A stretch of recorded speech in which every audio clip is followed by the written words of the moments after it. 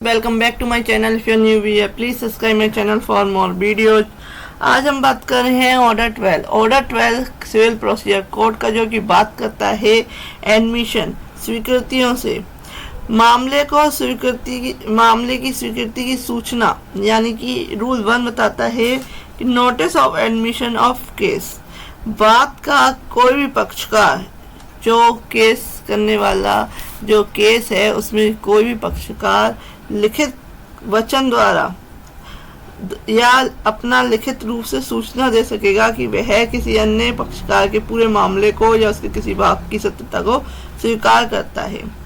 यानी कोई भी पक्षकार जो उस केस से रिलेटेड है, दोनों में से कोई भी क्या है रिटन में कह सकता है कोर्ट को कि वह जो मामला है, जो केस किया गया है, उसकी जो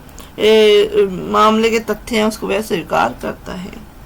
रूल 2 कहता है कि दस्तावेजों की स्वीकृतियों की सूचना, दोनों पक्षकारों में से कोई दूसरे पक्षकार से यह अपेक्षा कर सकेगा कि वह किसी दस्तावेज को सभी न्यायसंगत अपवादों को छोड़कर सूचना की तामील की तारीख से 7 दिन के भीतर स्वीकार कर ले, और ऐसी सूचना के पश्चात 7 दिन की जगह है 15 दिन के भीतर स्वीकार कर ले, और ऐसी सूचना के पश्चात स्वीकृत किए गए या इनकार या अपेक्षा की दशा में जब तक कि न्यायालय अन्यथा निर्देश न करे, किसी भी दस्तावेज को साबित करने के खर्च किसी ऐसी उपेक्षा या इनकार करने वाले पक्षकार द्वारा दिए जाएंगे, चाहे बात का परिणाम कुछ भी हो। यानी कि जो इनकार कर रहा है या उसकी अपेक्षा कर रहा है, उसके द्वारा खर्चे दिए जाएंगे, और जब तक कि ऐसी सूचना नहीं दी गई हो कि किसी दस्तावेज को साबित करने का कोई भी खर्च केवल तभी क्या है अप्लाई होगा, अनुज्ञात किया जाएगा, जब ऐसी सूचना ना देने वाले न्यायालय की राय में व्यय की बचत है। ये कहता है रूल 1। रूल 2 कहता है, रूल 2A कहता है कि यदि दस्तावेजों की स्वीकृति के लिए सूचना की तामील के पश्चात इससे इनकार नहीं किया जाता है तो उसे स्वीकृत समझा जाएगा। ऐसी हर दस्तावेज जिसको स्वीकार करने की मांग पक्षकार से की जाती है, उस पक्षकार द्वारा अभिवचन में या दस्तावेजों की स्वीकृति की सूचना के अपने उत्तर में विनिर्दिष्ट या आवश्यक विवक्षा से प्रत्याख्यान नहीं किया जाता है। यानी कि जो पक्षकार है उसने उस डॉक्यूमेंट्स को क्या है स्वीकार, यानी कि स्वीकार भी नहीं किया है, डिनाई भी नहीं किया है, तो उस केस में उसको क्या है स्वीकृत माना जाएगा। यानी कि जो भी डॉक्यूमेंट्स जो दिए गए हैं और उसकी स्वीकृति की सूचना की तामील के पश्चात उसको सूचना हो गई है कि ये डॉक्यूमेंट्स इस केस में लगे हैं, उसके पश्चात भी वह उसको ना स्वीकृत करता है ना डिनाइड करता है, तो उस केस में उसे क्या स्वीकृत समझा जाएगा। परंतु न्यायालय स्वयंनुसार या लेखबद्ध किए गए जाने कारणों में उपेक्षा कर सकेगा कि इस प्रकार स्वीकृत कोई दस्तावेज ऐसी स्वीकृति से भिन्न रूप से साबित किए जाए, जिसे साबित किया जाए, ऐसा ऑर्डर कर सकता है। जहां पक्षकार दस्तावेजों की स्वीकृति की सूचना की तामील अपने पर किए जाने के पश्चात किसी दस्तावेज को स्वीकार करने में अयुक्तियुक्त रूप से अपेक्षा करता है या इनकार करता है, वहां न्यायालय उसे दूसरे पक्षकार को प्रतिज्ञा के रूप में खर्चा देने का निर्देश दे सकेगा। अगर इस तरह की अपेक्षा की जाती है उस पक्षकार पे जिसमें सूचना की तामील हो चुकी है और डॉक्यूमेंट से रिलेटेड, तो भी वह अपेक्षा कर रहा है, इनकार कर रहा है, तो उस केस में उसका खर्चा जो है वो जो कोर्ट है उसके ऊपर लगा सकती है। नेक्स्ट आते हैं रूल 3। रूल 3 कहता है कि सूचना का प्रारूप क्या होगा। तो दस्तावेजों को स्वीकृत करने की सूचना परिशिष्ट गा के प्रारूप संख्या 9 में ऐसे फेरफार के साथ होगी जो परिस्थितियों से अपेक्षित है। जो है अपेंडिक्स जो C है उसका जो संख्यांक 9 है, उसके अनुसार क्या है वो उसका फॉर्म होगा दस्तावेजों को सबमिट करने का। तो इसमें रूल 3A कहता है स्वीकृति के अभिलेखन की न्यायालय की शक्ति। दस्तावेजों को स्वीकार करने के लिए सूचना नियम 2 के अधीन न दी जाने पर भी अपने न्यायालय अपने समक्ष वाली कार्रवाइयों के किसी भी प्रकरण में स्वयं अपनी प्रेरणा से किसी भी पक्षकार से कोई दस्तावेज स्वीकार करने की अपेक्षा कर सकेगा, और ऐसी दशा में यह अभिलेखन करेगा कि क्या पक्षकार ऐसी दस्तावेज को स्वीकार करता है या स्वीकार करने से इनकार करता है या स्वीकार करने की अपेक्षा करता है, तो इस तरीके का ऑर्डर कर सकता है। स्वप्रेरणा से खुद भी कोर्ट कह सकती है। नेक्स्ट आता है रूल 4। रूल 4 कहता है तथ्य को स्वीकृत करने की सूचना। कोई भी पक्षकार किसी भी अन्य प्रकार से सुनवाई के लिए नियत दिन से कम 9 दिन पहले किसी भी समय लिखित सूचना द्वारा अपेक्षा कर सकेगा कि वह ऐसे सूचना में वर्णित किसी या किन्हीं विनिर्दिष्ट तथ्य या तथ्यों को केवल बात के प्रयोजन के लिए स्वीकार कर ले, और ऐसी सूचना की तामील के पश्चात 6 दिन के भीतर और उसके अतिरिक्त समय के भीतर जो न्यायालय द्वारा अनुज्ञात किया जाए उसको या उसको स्वीकृत करने से इनकार करने अपेक्षा करने की दशा में तथ्य और तथ्यों की साबित करने का खर्चा जब तक कि न्यायालय अन्यथा निर्देश ना करे, इस प्रकार अपेक्षा करने इनकार करने वाले पक्षकार द्वारा दिया जाएगा, चाहे बात का परिणाम कुछ भी हो। अगर इस तरीके से जो फैक्ट्स हैं उसको मना किया जाता है तो जो खर्चा है वह उस पक्षकार के द्वारा दिया जाएगा जो उसे डिनाई कर रहा है।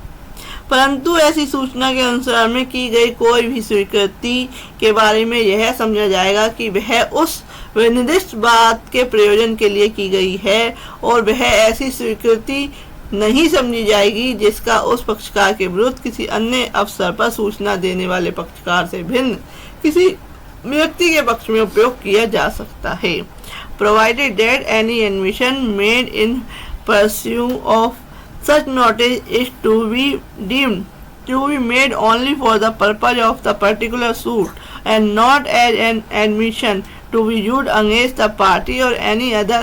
occasion or in the favor of any person other than the party given the notice। Next कहते हैं रूल 5। रूल 5 कहता है स्वीकृतियों का प्रारूप क्या होगा, फॉर्म्स ऑफ एडमिशन क्या होगा। तथ्यों को स्वीकार करने के लिए सूचना परिशिष्ट गा के प्रारूप संख्या 10 में, तथ्यों की स्वीकृतियां प्रविष्ट गा के प्रारूप संख्या 11 में ऐसे फेरफार के साथ होगी, चेंजेस करके होगी। जो फॉर्म दिया गया है जो अपेंडिक्स सी है और अपेंडिक्स सी का फॉर्म 10 और 11 में जो है उसमें थोड़ी बहुत चेंजेस करके इस तरीके का फॉर्म होगा। नेक्स्ट आते हैं रूल 6। रूल 6 कहता है कि स्वीकृतियों के आधार पर निर्णय जहां भी वचन में जहां अन्यथा चाहे मौखिक रूप से या लिखित रूप से तथ्य की स्वीकृति की जा चुकी है, वहां न्यायालय बात के किसी भी प्रकरण में या तो किसी पक्षकार के आवेदन पर या स्वप्रेरणा से पक्षकारों के बीच किसी अन्य पर्सन के अवधारण की प्रतीक्षा किए बिना ऐसी स्वीकृतियों में ध्यान में रखते हुए ऐसा आदेश या ऐसा निर्णय कर सकेगा जो वह ठीक समझे। जब कभी उपनियम 1 के अधीन निर्णय सुनाया जाता है तब निर्णय के अनुसार डिक्री तैयार की जाएगी और डिक्री में वही तारीख होगी जिस तारीख को उक्त निर्णय सुनाया गया था। जजमेंट और एडमिशन में जो है वह admission of fact has been made either in the pleading or otherwise whether orally and written. The court may at any stage of the suit either or the application of any party or of its own motion and without waiting for the determination of any other question between the parties make such order to give such judgment as it may think fit having regard to such admissions. Next कहते हैं rule 7। Rule 7 कहता है order 12 का कि हस्ताक्षर के बारे में शपथ पत्र यदि दस्तावेजों तथ्यों को स्वीकार करने की किसी सूचना के अनुसरण में की गई स्वीकृतियों के सम्यक हस्ताक्षर के बाबत साक्ष्य की अपेक्षा की जाती है तो प्लीडर या उसके लिपिक का ऐसी स्वीकृतियों के बारे में शपथ पत्र पर्याप्त साक्ष्य होगा। यानी कि जो affidavit of signature an affidavit of the pleader on his color of the due signature of any admission made in pursuit of any notice to admit documents and facts shall be sufficient evidence of such admission if evidence thereof is required। यानी कि पर्याप्त साक्ष्य होगा। Next है और rule 8। Rule 8 कहता है दस्तावेजों को पेश करने के लिए सूचना परिशिष्ट गा के प्रारूप संख्या 12 में ऐसे फेरफार के साथ होगी जो परिस्थितियों में अपेक्षित हो। पेश करने के लिए किसी सूचना की तामील के बारे में उस समय के बारे में जब उसकी तामील की गई थी। प्लीडर या उसके लिपिक का शपथ पत्र उसे पेश करने की सूचना के कॉपी के सहित सभी दशाओं में सूचना की तामील के बारे में और उस समय के बारे में जब उसकी तामील की गई थी पर्याप्त होगा। तो यानी कि जो सूचना है दस्तावेजों को पेश करने की, वह है क्या है, उसे जो परिशिष्ट गा है अपेंडिक्स 12 है, उसका अपेंडिक्स सी का संख्यांक 12 फॉर्म नंबर 12 में जो उसका है उसके चेंजेस करके इस तरीके से उसको सूचना दी जाएगी। नेक्स्ट आते हैं रूल 9। रूल 9 कहता है, और ये लास्ट रूल है ऑर्डर 12 का, जो कि कहता है कि खर्चे के बारे में, कॉस्ट के बारे में कहता है, if a cost to admit and produce specific document which are not necessary, the cost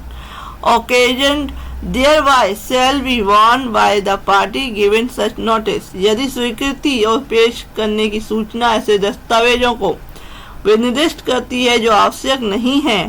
तो उसके कारण हुए खर्चे ऐसी सूचना देने वाले पक्षकार द्वारा वहन किए जाएंगे। तो ये बताया गया है कि कॉस्ट कौन देगा, तो रूल 9 में बताया गया और लास्ट रूल था। तो आज कंप्लीट हुआ order 12। If you like my video, next video में order 13। Thank you for watching this.